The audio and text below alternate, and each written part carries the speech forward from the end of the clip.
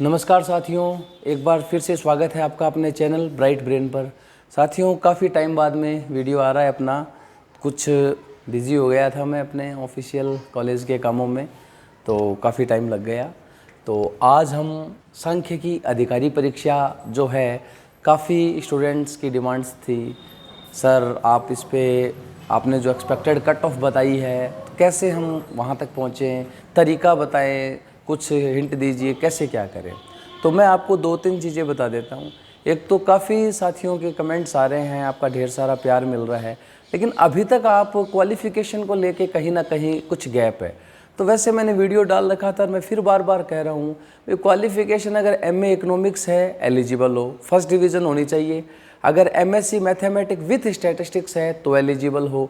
MCom हो यदि with statistics एबीएसटी में या कॉमर्स में, जहाँ सांख्यिकी आपका एक मेन सब्जेक्ट रहा हो, तो आप एलिजिबल हो। यदि फर्स्ट डिवीज़न नहीं है, सेकंड डिवीज़न है, तो फिर 1 साल का एक्सपीरियंस चाहिएगा सांख्यिकी सेवा में। इतना सा इसमें है, RSCIT होना चाहिए। अब हम आज का जो हमारा टॉपिक है, सांख्यिकी अधिकारी परीक्षा RPSC, कितना है सेफ स्कोर, ये मैं आपको बता दूं। 150 नंबर का पेपर आने वाला है, 150 का।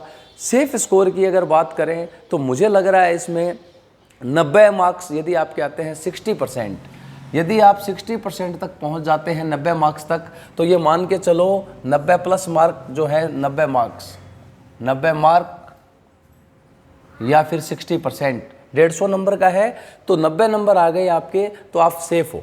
अच्छी रेस में आप मानो कि आपका सिलेक्शन हो जाएगा। 90 प्लस मार्क्स प्राप्त कैसे करें, यही बड़ा चैलेंज है। हम ये 90 नंबर हमारे आए कैसे, इसके लिए क्या तैयारी हो, क्या हमारे टारगेट हो, स्ट्रेटेजी क्या हो, उसी पे हम चर्चा करेंगे। तो सबसे पहले ए पॉइंट मैंने लिखा है, सिलेबस को अलग अलग भागों में विभाजित करें, वह प्रत्येक भाग के लिए टारगेट सेट करें।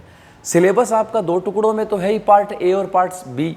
ए पार्ट में जीके है, जिसमें आपका geography of Rajasthan, history, art and culture है।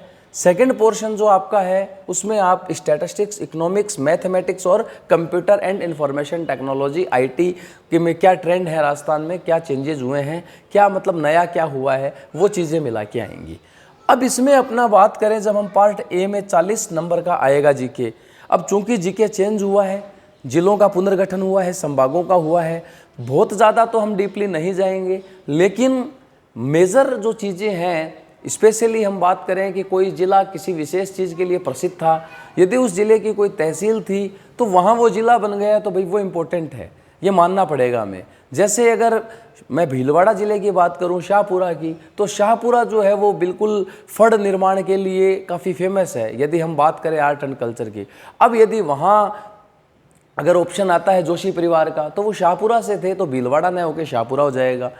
नीमका थाना जो हमारा है सीकर में, वो किसी स्पेशल, जैसे यूरेनियम के भंडार मिले हैं अभी वहाँ, तो वहाँ अगर ऑप्शन नीमका थाना आता है तो नीमका थाना आ जाएगा। पहले जेल आता तो सीकर आता। इस प्रकार से हमें काफ़ी ज़िलों में आपको देखने को मिलेगा, ठीक है। उसके बाद हम बात करें कि पार्ट ए में 40 मार्क्स का जीके आएगा, तो आपका टारगेट 25 मार्क्स होना चाहिए। कितना होना चाहिए? 25। अब ये 25 कैसे होगा? 25 ऐसे होगा कि आप प्रत्येक टॉपिक जो आपका जीके का है 40 नंबर का, उसको आप ध्यान से देखें सिलेबस को, कि art and culture, history, geography कितने कितने, मतलब कौन कौन से आपके सिलेबस में टॉपिक हैं, उस हिसाब से आप इसको कवर करें। तो आप 40 में से यदि 25 भी नहीं, यदि आप 22 नंबर तक पहुंच जाते हैं, ये टारगेट आपका 22 से 25 रख लो इसको, चलो 22 से 25, यदि आप 22 से 25 तक पहुंच गए तो आप बहुत अच्छी रेस में हो, यहाँ आपका पहला काम पूरा हो जाता है। अब आप सेकंड फेज में आओ, पार्ट बी सब्जेक्ट।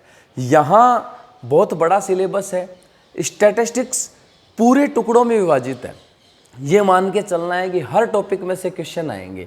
अब मैं आपको इसमें 2 तरीके बताऊंगा।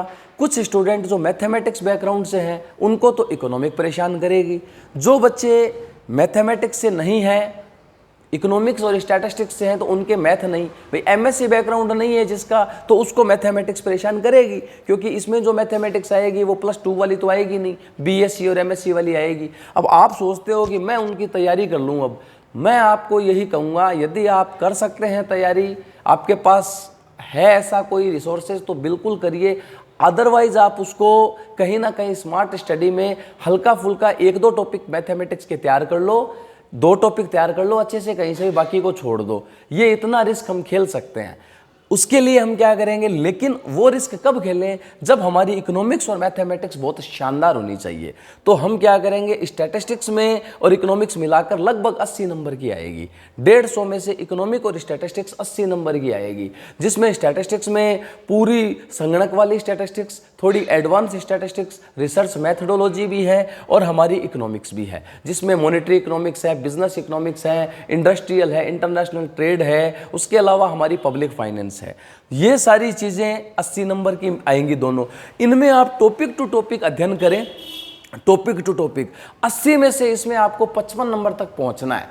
55 नंबर यदि आपके यहां आ गए, आपने अलग टारगेट डिसाइड कर लिया कि इकोनॉमिक्स और स्टैटिस्टिक्स की मेरी इतनी बढ़िया तैयारी हो कि 55 नंबर आ जाए मेरे, 25 यहां मैं 22 से 25 पहुंच जाऊं, तो 55 और 25 80 नंबर आ गए मेरे।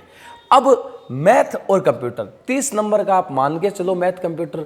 मैं ये कहता हूं कि इस मैथ में अगर मेरी मैथ 20 नंबर की आती है या 15 नंबर की आती है, तो उसमें से यदि मेरे 5 नंबर तक पहुंच जाता हूं तो बहुत बढ़िया है। यदि 4-5 नंबर भी मेरे मैथ में आते हैं तो मैं कोई बुरी स्थिति में नहीं हूं, लेकिन कंप्यूटर पे मुझे ग्रिप करनी है। यदि तुमने मैथ और कंप्यूटर दोनों को हल्के में ले लिया तो भले ही ये तुम्हारे कितने अच्छे हो, सिलेक्शन तो नहीं होने वाला, ये मान के चलो। क्यों? क्योंकि 1-1 नंबर की लड़ाई है।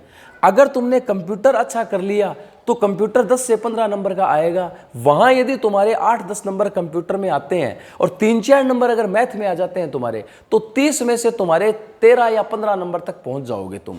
यहां यदि तुम्हारे 15 आ गए, यहां 55 आ गए, तो 55 और 15 70, यहां 25 तो 95 नंबर तक तुम पहुंच गए। 95 नंबर मतलब श्योर सिलेक्शन है, कोई नहीं रोकने वाला। बाकी दिमाग में हमें सोचना ही नहीं है, बस इसी को तो आप फॉलो कर लो कि मुझे 95 नंबर तक पहुंचना है। यदि 95 नंबर आ गए, इस स्ट्रेटेजी को तुमने फॉलो कर लिया, अब तुम 95 नंबर लाने के लिए करोगे क्या? सेगमेंट पे बांटो, अलग अलग सिलेबस को, part A, part B, mathematics, statistics, economics, वहां तुम अलग अलग अध्ययन करो, उनके तुम प्रैक्टिस करो, MCQ करो, उस हिसाब से फिर अपना लेवल चेक करो। जितने ज़्यादा टेस्ट सीरीज करोगे अच्छी बात है। वहां तुम जब इतना कर लोगे तो मान के चलो कि तुम सिलेक्शन के काफ़ी करीब पहुंच जाओगे। इस हिसाब से आप सेगमेंट में बांटो। तो यही इसकी एक रणनीति है कि हम टुकड़ों में पढ़ें, स्ट्रेटेजी हमारी पूरी एक मतलब योग है, सेगमेंट बना दें इसके, और सेगमेंट में हम इसकी स्टडी करें तो हमारे लिए ज़्यादा बेनिफिशियल रहने वाला है। तो यही आज का हमारा था इसमें कि हम 90+ कैसे बनाएं। सेफ स्कोर 90+ है, तो ये मैंने इसका एक शॉर्ट में आपको बता दिया है। अब कहाँ से क्या पढ़ना है, एक वीडियो मैंने डाल रखा है बुक्स के लिए, फिर भी मैं इसमें आपको एक वीडियो और डाल दूंगा कि कौन कौन से टॉपिक स्टैटिस्टिक्स, मैथमेटिक्स में आपको ज़्यादा फोकस करने वाले हैं, जिन पे आप ज़्यादा फोकस करेंगे। तो आज के लिए इतना ही, मिलते हैं नेक्स्ट वीडियो में। धन्यवाद साथियों, जय हिंद, जय भारत।